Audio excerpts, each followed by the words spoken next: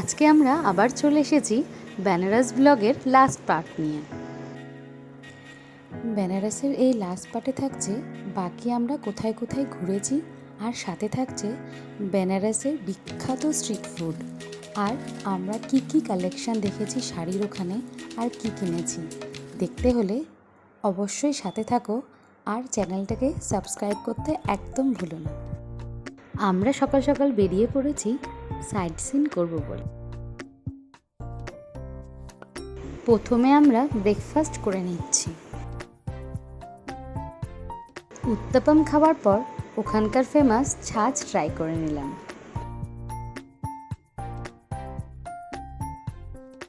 দুর্গাকুণ্ড আসলাম দুর্গা মাতার দর্শনের জন্য। মন্দিরে অনেক ভিড় থাকায় ভেবেছিলাম মায়ের দর্শন করতে পারবো না, কিন্তু আমার ছোট দুর্গা তার সুযোগ করে দিল।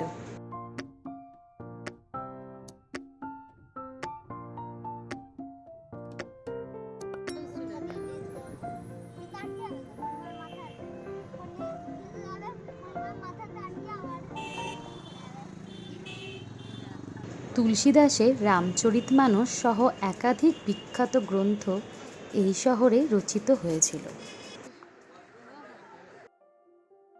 কাশী হিন্দু বিশ্ববিদ্যালয় এশিয়ার প্রাচীনতম আবাসিক বিশ্ববিদ্যালয়গুলির একটি। পণ্ডিত মদনমোহন মালব্য 1916 খ্রিস্টাব্দে 5560 একর জমির উপর এই বিশ্ববিদ্যালয় প্রতিষ্ঠা করেন।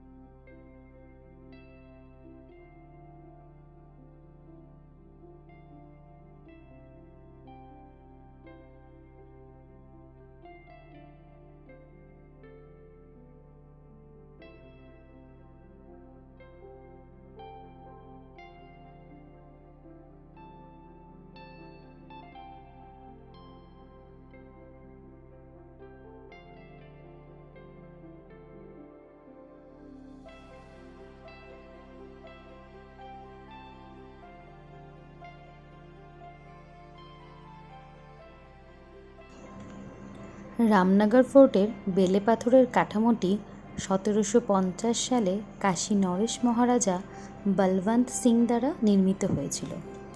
বর্তমান রাজা এবং দুর্গের বাসিন্দা হলেন অনন্ত নারায়ণ সিং, যিনি বেনারসের মহারাজা নামেও পরিচিত।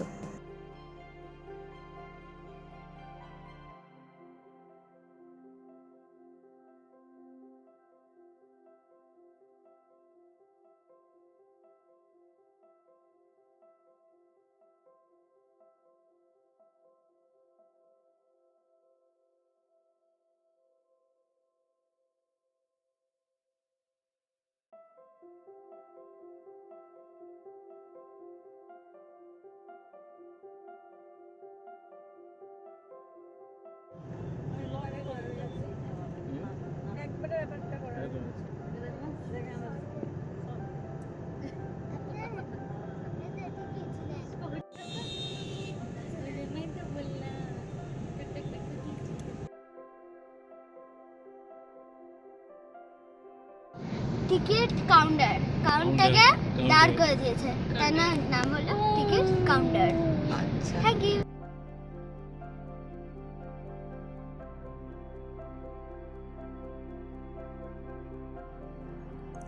এই থাই মন্দিরটি দৈত্যাকার বুদ্ধ মূর্তির জন্য পরিচিত, যা 86 ফুট উচ্চতায় অবস্থিত।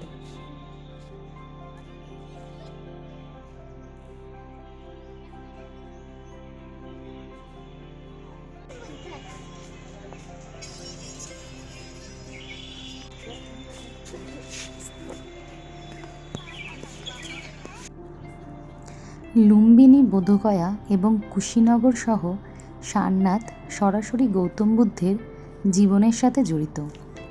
লুম্বিনী ছিল তার জন্মস্থান আর কুশীনগর ছিল তার মৃত্যুর স্থান।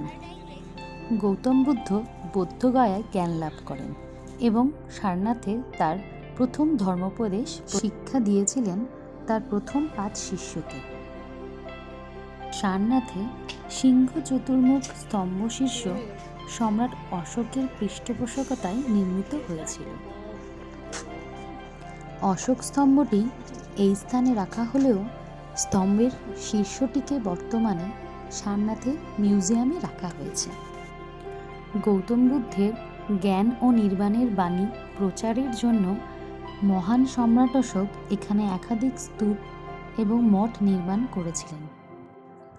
সারনাথে প্রাচীনতম প্রত্নতাত্ত্বিক খনন 1798 সালের দিকে। এই খননের ফলে জিনিসপত্রের ভাণ্ডার পাওয়া যায়। স্তূপ, মঠ এবং মন্দিরের কাঠামোগত অবশেষ পাওয়া গেছে।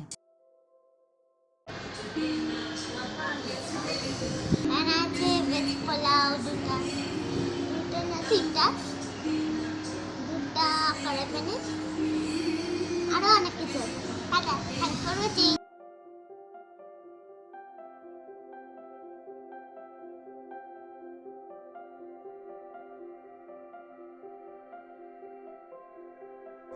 এখন আমরা এসে গেছি বেনারসের বিখ্যাত পান খেতে।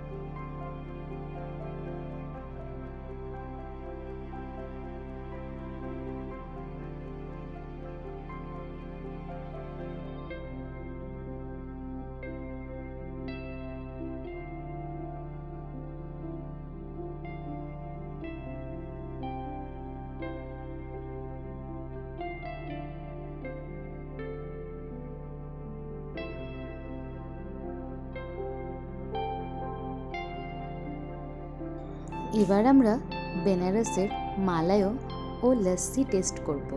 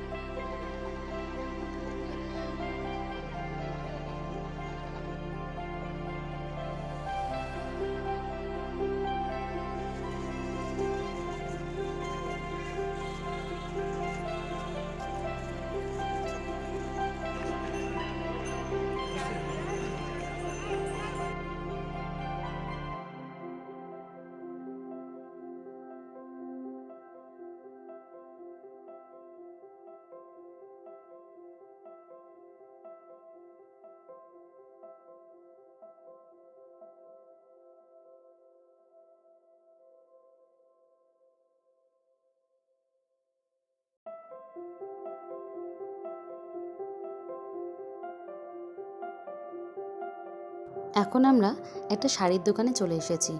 ভাবলাম একটা শাড়ি কিনবো, কিন্তু এত ভালো কালেকশন ছিল যে আমরা সবাই মিলে অনেকগুলো শাড়ি কিনে ফেললাম।